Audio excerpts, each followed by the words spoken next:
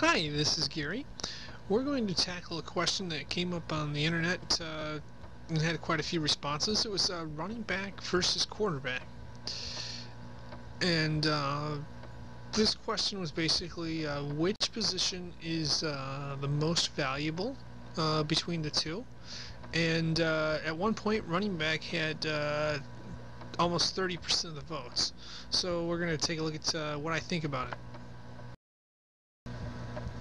Now, off the top of my head, I had to think about the question for a second, and I thought it's got to be quarterback. And the reason why I said a quarterback is more valuable is they're a game manager. They have to read defenses and make adjustments in strategy. A good quarterback will be able to exploit defensive weaknesses. They can also audible out of bad plays. They can get you in a lot of trouble. A good quarterback adds a lot of value to the other players around him because they get everybody in the right spots. Also, quarterback was listed at the top in 2012. That happened to be Peyton Manning, and the Broncos had a #1 seed. At this point, some of you are probably saying, who cares what I think? I mean, the question is, which position is more valuable? And what I think doesn't really have a huge bearing on that. We need to figure out a better proxy for how these positions are valued. And what I think, and given a couple of reasons, doesn't really serve as a good proxy. So the next question is, what is a better proxy? Well, let's take a look.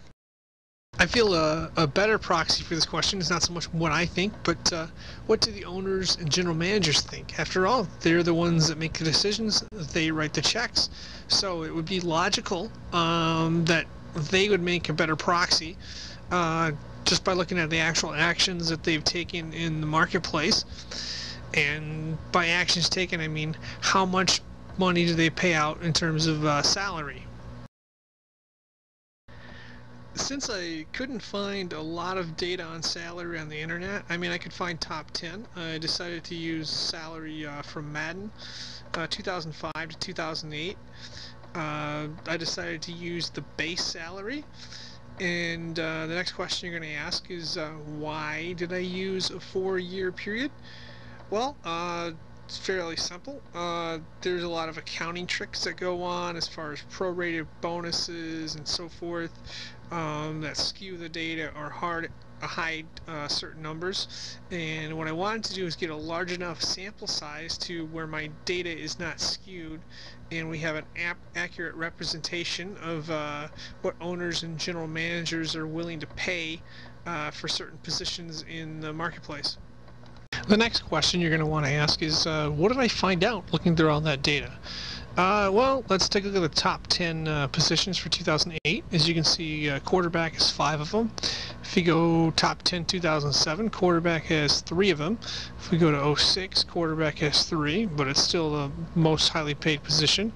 And the same for 05. You don't even actually see halfback in the top 10 in 2008, which is kind of ironic. Now, if we add all this stuff together for the last 4 years, this is the data we get. If you take a look right here in the next slide right here. And one thing you might notice, that is that the halfback isn't even #2. They're actually tied for 5th place with defensive tackle for the top 10 positions or salaries from 2005 to 2008, and that's a 4-year period, so it's a pretty decent sample size. What does that mean? Well, that means that quarterback is greater than wide receiver and linebacker, which is greater than defensive end, and then we have running back and D tackle way in the bottom of the list. Now, some of you watching may say maybe using the top 10 is too small of a sample. So what I wanted to do is take the top 48 salaries from 2005 to 2008. Here's the top 48 salaries for 2008. If you'll notice, halfback is way down on the list. I'll circle that there for you. Now let's take a look at 2007. You can notice quarterback is #1, and you have to go way down to the bottom right there to find a halfback. Let's take a look at 2006.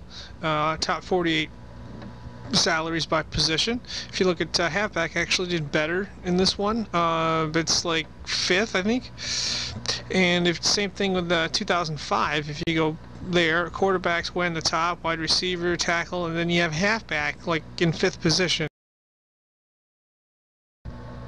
In this chart over here, or this list here, I've added up the top 48 salaries from 2005 to 2008.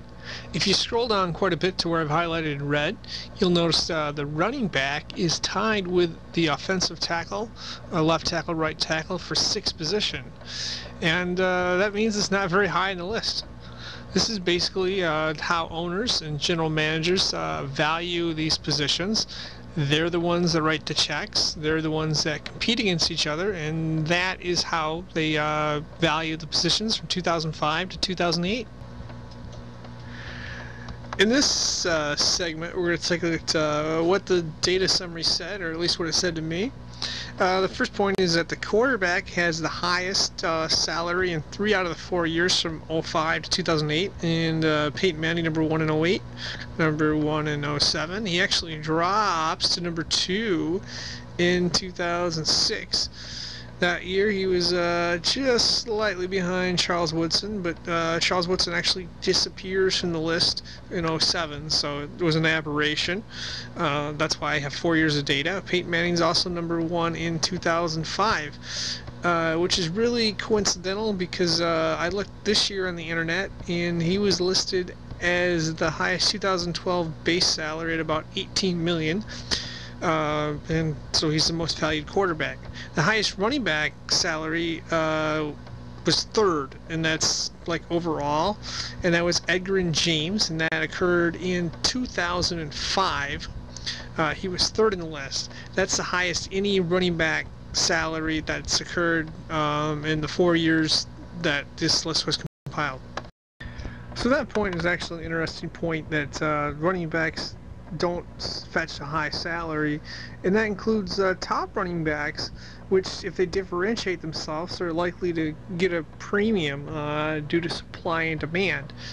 For the top 10 salaries from 2005 to 2008, running back is tied for 5th with defensive tackles. If you take the top 48 salaries from 05 to 08, the 4-year period, running back is actually tied for 6th with offensive tackle, so it's not very high in the list. Another thing I noticed is that number 48 on the list of highest salaries makes about 55% of the salary as the number 1 guy on there. And basically that concludes our tutorial. Quarterback is obviously worth more on average by a wide margin, and it's not even close.